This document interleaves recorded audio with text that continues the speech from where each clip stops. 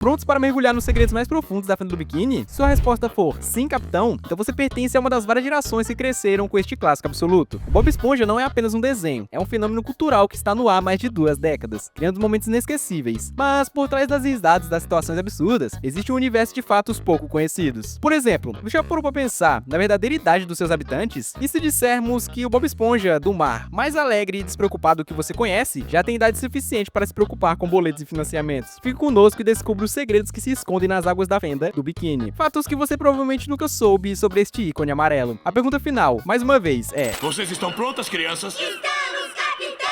vamos começar com uma curiosidade sobre seu nome, Bob Esponja Caça Quadrada. Já percebeu que, com raras exceções, ninguém chama simplesmente de Bob? É sempre o nome completo, ao contrário do Patrick, que é só Patrick. Ou do Lula Molusco. Achamos isso estranho e descobrimos o porquê. Steven Hillenburg, o gênio criador da série e um biólogo marinho de formação, tinha um receio muito específico e bastante peculiar. Ele temia que, sem o nome Bob, as crianças pudessem confundir seu personagem com um simples bloco de queijo. Pense bem, se ele fosse apenas o Esponja, a imagem de um queijo suíço amarelo e cheio de buracos poderia facilmente virar mente. Era crucial para Hillenburg que a identidade do Bob Esponja do personagem ficasse cristalina, ao insistir ao nome próprio Bob antes de Esponja. Ele eliminou qualquer ambiguidade. Foi uma decisão simples, mas fundamental para construir a identidade dos personagens mais irreconhecíveis do mundo. E já que falamos em identidade, vamos à idade dos personagens. No episódio Hora de Dormir, enquanto Bob Esponja pula entre os sonhos de seus amigos, temos uma visão perfeita da sua carteira de motorista. Se você pausar na hora certa, o documento revela tudo. Data de nascimento, 14 de julho de 1986. Fazendo as contas, e nosso amigo amarelo já passou dos 30 anos há um bom tempo. E ele não é o único. Fontes diversas em momentos do desenho nos dão mais idades. O seu Sirigueijo, um veterano de guerra segunda série, teria nascido em 30 de novembro de 1942, o que o torna um orgulhoso membro da terceira idade. Lula Molusco, com sua angústia existencial, nasceu 9 de outubro de 1977, e o Patrick em 19 de julho de 84. Claro, não tente aplicar lógica no mundo real aqui, pois se ele se desfez rapidamente no filme de 2014. É dito que o Bob Esponja ganhou o prêmio de funcionário do mês por 374 vezes consecutivas. Vamos fazer as contas juntos. 374 prêmios divididos por 12 meses equivale a 31 anos de serviço, contínuo e premiado. Isso significa que ele começou a trabalhar no Siri Cascudo muito antes da série sequer existir. A verdade é que na fila do biquíni o tempo é relativo, e a única coisa constante é o sabor do hambúrguer de Siri. Você pode perceber isso no episódio em que eles entram numa máquina que viaja no tempo com o Homem-Sereia e o Mexilhãozinho. Em meio ao caos do Siri Cascudo, você certamente já ouviu um grito familiar: minha perna. Esse é o bordão de um personagem que é uma verdadeira lenda discreta. Lembre-se do motim dos anchovas no primeiro episódio, ou das inúmeras vezes que algo explode em quase todo momento de grande confusão. Você pode ouvir a voz desse peixe. Ele é aquele coitado verde que geralmente vemos em umas cenas de Pânico. A surpresa é que ele não é um mero figurante anônimo. Em um episódio descobrimos que seu nome é Fred, e ele é até pai de família. Ele é um dos memes mais antigos e amados do desenho. Um pequeno detalhe que recompensa os fãs mais atentos. Falando em identidade, o Bob Esponja quase teve outro nome. O conceito original era SpongeBob, ou Garoto Esponja. O nome parecia cativante e divertido. No entanto, quando a produção estava prestes a começar, a equipe jurídica da Nickelodeon descobriu o impensável. O nome SpongeBob já estava registrado por uma marca de esfregões. Foi um balde de água fria. Para não abandonar sua ideia, Hillenburg apenas trocou o boy por Bob, e o sobrenome Calça Quadrada. Surgiu de uma observação de um animador sobre seu formato geométrico que achou o nome sonoro e descritivo. Para completar o dossiê, seu nome completo e oficial é Hobbit Esponja Calça Quadrada. Agora você sabe de tudo. Vamos agora para o local de trabalho dele, o Siri Cascudo, o restaurante mais famoso do fundo do mar, conhecido por seus hambúrgueres viciantes e pela ganância do seu proprietário. Mas você já olhou bem com atenção para o formato do prédio? Se não, prepare-se. Observe o design de tábuas de madeira, as janelas que parecem garrafas de vidro e o mastro no topo. Agora, pesquise no Google por armadilha de lagostas ou couve de caranguejo. A semelhança é perturbadora. Isso levanta uma questão um tanto sombria. O seu sirigueijo, o caranguejo, está administrando seus negócios em uma réplica gigante de um dispositivo usado para capturar sua própria espécie? E o que isso poderia sugerir sobre o verdadeiro ingrediente secreto do hambúrguer de Siri? Não estamos insinuando nada, mas a informação está aí. E por falar em família, vamos ao segredo mais bizarro de todos: o parentesco do Patrick. Ele pode parecer um personagem simples da série, mas sua linhagem é surpreendentemente complexa. Em livros oficiais e em uma árvore genealógica mostrada no próprio desenho, encontramos uma revelação inacreditável. Gary, Caracal de estimação, intelectualizado do Bob Esponja, é primo de primeiro grau do Patrick. Sim, você ouviu direito. O caracol que mia e a estrela do mar com baixo QI são parentes de sangue. Não tente entender a genética por trás disso, apenas aceite a gloriosa e absurda loucura que é a fenda do biquíni. Agora aqui tá uma conexão da vida real, que é igualmente surpreendente. Estamos falando dos dubladores. O vilão Plankton tem sua esposa computador, a sarcástica Karen. A atriz que dá voz a Karen chama Jill Talley. O ator que dá a voz inconfundível ao próprio Bob Esponja é o lendário Tom Kenny. O que os une, além do trabalho, do mesmo desenho. Eles são casados na vida real desde 1995, anos antes do primeiro episódio ir ao ar. São colaboradores de longa data e têm 2 filhos. Imagine a dinâmica no trabalho, seu arqui-inimigo é dublado pelo marido da sua esposa na vida real. É um nível de metalinguagem que nem o Plankton conseguiria planejar. E agora uma revelação que pode abalar suas certezas. Lula Molusco não é uma lula. Sim, apesar do nome, Steven Hillenburg sempre concebeu como um polvo. A prova está em sua cabeça redonda e bulbosa, característica de polvos e não na forma de torpedo das lulas. Então, por que ele tem apenas 6 tentáculos em vez de 8 do polvo normal? A resposta é puramente estética e prática. Segundo a equipe de animação, desenhá-lo com 8 tentáculos o deixa visualmente muito bruto e sobrecarregado. Com 6, seu design fica mais limpo e sua movimentação mais fácil de animar. Além disso, Hillenburg admitiu que o nome Squidward, Lula Molusco, simplesmente soava melhor e mais engraçado que Octord. Por fim, vamos à teoria de fã mais famosa, sombria e que estranhamente explica tudo. Já se perguntou como pode existir fogo debaixo d'água? Ou como os personagens fazem piqueniques com bebidas em copos abertos no fundo do mar? A teoria diz que a fenda do Bikini, Bikini Bottom, está localizada logo abaixo do atol de Bikini, um lugar real no Oceano Pacífico. Neste exato local, entre as décadas de 40 e 50, Estados Unidos realizaram mais de 20 testes com bombas atômicas nucleares e de hidrogênio. A teoria sugere que a radiação desses testes se infiltrou no fundo do mar e causou mutações bizarras nas criaturas marinhas. Isso explicaria por que eles falam, usam roupas, têm tecnologia avançada e por que as leis da física não se aplicam ali. É uma explicação assustadora, mas que amarra todas as pontas soltas no desenho de forma genial. Isso nos leva a supostas falhas na animação. Tentar encontrar erros de continuidade de Bob Esponja é um exercício inútil, porque eles são, na maioria das vezes, propositais. A animação abraça um estilo caótico, onde a piada e o visual do momento é mais importante que a lógica ou a consistência. Objetos aparecem, desaparecem, o número de poros no rosto do Bob Esponja muda, o interior do Siri cascudo se reconfigura. Não é descuido dos animadores, é a parte do charme. A regra principal não é a continuidade, é a diversão. Se um Pickles precisa sumir da mesa para a piada funcionar melhor, ele vai sumir. E é por isso que eu tenho vídeos aqui de erros de Bob Esponja. E em falar em erros de Bob Esponja, eu tenho vários vídeos desses no canal. Vou deixar uma palhinha pra vocês verem mais ou menos como é. E se você tiver interesse, pode clicar no final do vídeo em algum deles. Vamos começar com um momento de pura maluquice. Lembra daquele episódio que a Pérola, a filha do Sr. Sirigueijo, fica arrasada com o baile da escola? Ela chora tanto, mas tanto, que as lágrimas dela arrombam a porta do escritório do pai e inundam o Siri cascudo inteiro. Mas o verdadeiro mistério não é a enchente de lágrimas, e sim os clientes. Se você pausar a cena, vai notar que todos os peixes atingidos pela água são idênticos. É a mesma pessoa multiplicada. Será que a filha do Bikini tem uma máquina de clonagem escondida? É um verdadeiro exército do Ctrl+C, Ctrl+V. Falando em personagens repetidos, quem se lembra do Tom? Aquele peixe que grita chocolate. Pois é, ele parece estar em vários lugares ao mesmo tempo. No episódio em que o Bob Esponja fica com um hálito horrível, o Patrick leva ele ao cinema. Dê uma olhada na plateia. Tem um Tom na segunda fileira e outro idêntico na quarta. E não para por aí. Em outra cena, a câmera revela que nada menos do que 5 Tons no mesmo local. Seria um quíntuplos? E qual deles é o original que odeia vendedores de chocolate? Fica aí a dúvida. A fachada do Siri cascudo é uma das imagens mais icônicas da animação, mas em um episódio específico, algo some misteriosamente. É quando Bob Esponja desenvolve um medo paralisante de altura e fica preso lá em cima. Durante quase todo o episódio, enquanto acompanhamos o drama do nosso herói no telhado, a famosa antena do restaurante simplesmente desaparece. Teria a equipe de manutenção levado para um concerto justo naquele dia? Ou será que o animador esqueceu de desenhar um dos elementos mais conhecidos do cenário? Cada erro absurdo, né? E se você tá curtindo essa investigação, a cada like que alguém dá, ajuda o Bob Esponja a comer um biscoito. Então já deixa aquele like. No famoso episódio da banda, quando Lula Molusco reúne os moradores para um grande show, vemos a Sandy entre os músicos. Até aí tudo bem. O problema é o instrumento dela, um saxofone. Pense comigo, saxofones são instrumentos de sopro. A Sandy, por ser um mamífero terrestre, precisa usar um capacete cheio de ar para respirar no fundo do mar. Como diabos ela conseguiria soprar o instrumento? Não seria mais lógico ela tocar bateria ou algo assim? Ou será que ela estava só fingindo para apoiar o amigo Lula Molusco? Ainda no episódio da banda, tem outro detalhe bizarro envolvendo a Sandy. O capacete dela é de vidro, né? Então deveríamos enxergar perfeitamente o que está atrás dela. No entanto, em uma cena há um peixe posicionado logo atrás, mas só conseguimos ver a parte da cabeça e os olhos dele através do vidro. O resto do corpo simplesmente sumiu. O capacete da Sandy tem poder de visibilidade parcial? Esse com certeza foi um pequeno deslize dos desenhistas que criou um efeito bem esquisito. E você, conhece algum outro segredo escondido em seus desenhos favoritos? Qual é a teoria de fã mais maluca que você já ouviu? Talvez você tenha a sua própria ideia sobre a receita do hambúrguer de Siri. Compartilhe suas teorias e histórias com a gente nos comentários. Não se esqueça de curtir e compartilhar esse vídeo. E nos vemos na próxima. Obrigado por assistir, Davizeira na voz, tamo junto, é nóis.